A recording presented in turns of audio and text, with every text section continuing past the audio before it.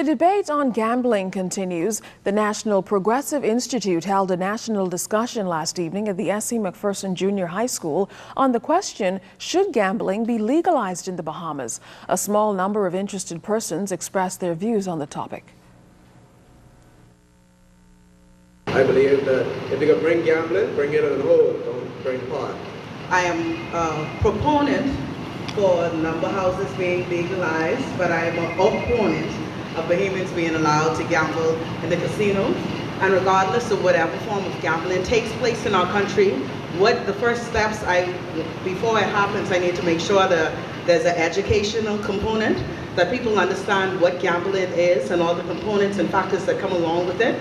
If we allow Bahamians to go in the casino, which are now foreign investors, that money now comes out of the country.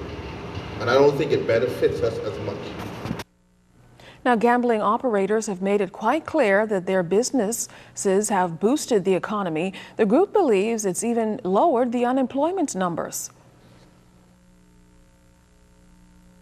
Also, a lot of people blow the proportion when they talk about, oh, it's a social ill, it's really declining in homes. I don't think it is, because most of us have control of what we do. Yes, I do believe in having a gambling anonymous for those people that are addicted, just like how you will have an alcoholic anonymous or a drug situation or whatever the case. But we need to step out of the box. I have stacks and stacks and stacks of resumes of people coming out of high school with not a job to get tomorrow. You understand me? I interview almost 10 to 15 people per day trying to find a job. In other news, there's a philosophical tug-of-war over which observance should be featured tomorrow, Discovery Day or National Heroes Day.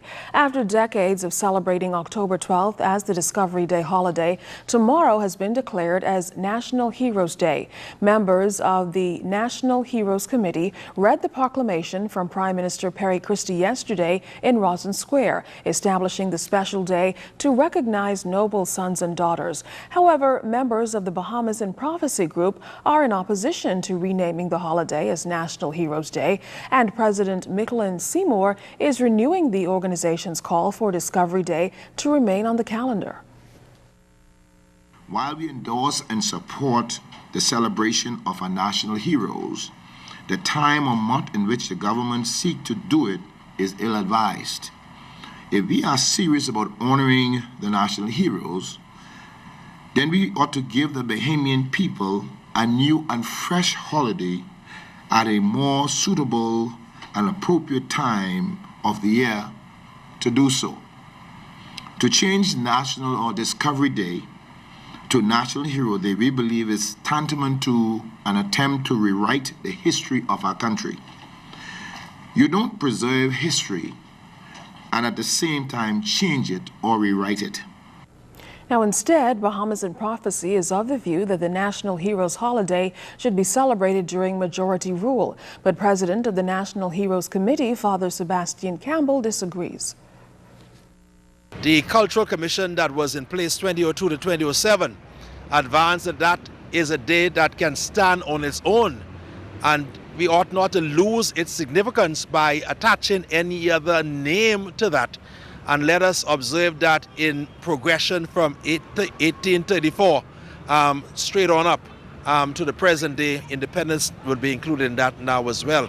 And so that ought to stand on its own as a majority rule day to be celebrated by all races and all Bahamians as a very significant day in the advancement of our people, and not to be confused with national heroes.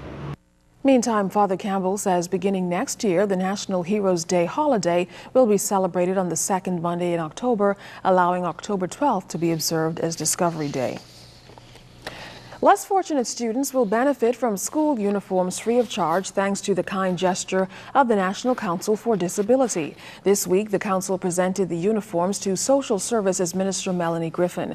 Council President Sheila Culmer admitted that she originally considered saving the uniforms for the council's use, but that she had a change of heart.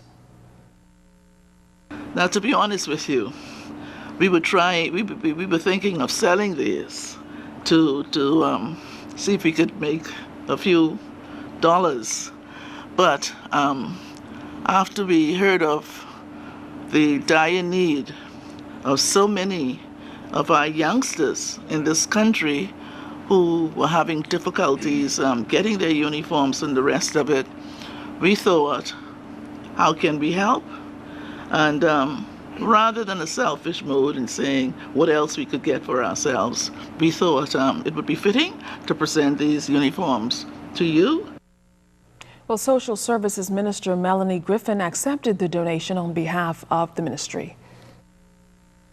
Yes, school uniforms is a major situation in the Bahamas, especially when school is reopening.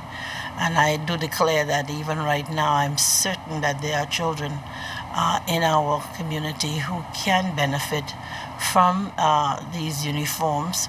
And we have such a lovely display here, and it seems that there's all the colors. All the colors from almost all the colors from the various schools, and we can assure you that social services will ensure that they get to those children who really need to be helped. Well, it's time now for your first check of weather. We turn it over to Chief Meteorologist Basil Dean. Hi, Baz.